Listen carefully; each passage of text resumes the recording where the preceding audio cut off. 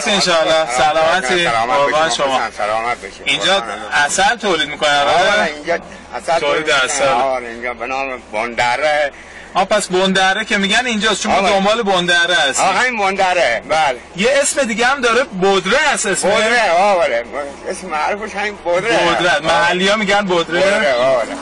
من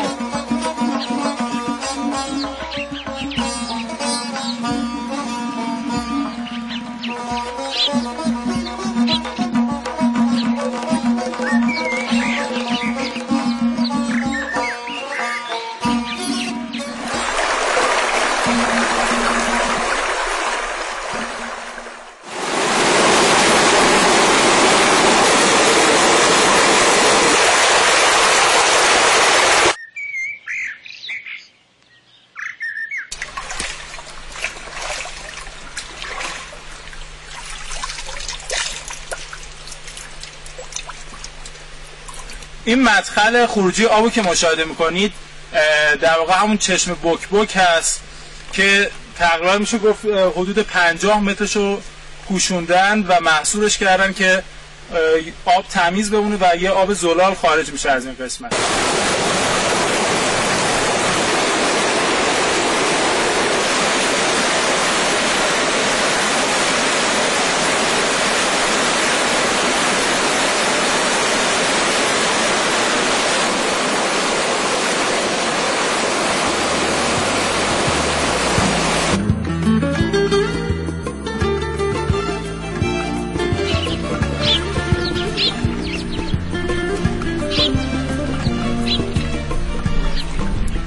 خب دوستان، این درختی که الان کنار من میبینید، الان میوه‌اش هم من دارم بهتون نشون میدم، همون زالزالک یا به قول خودمون کیالک هست.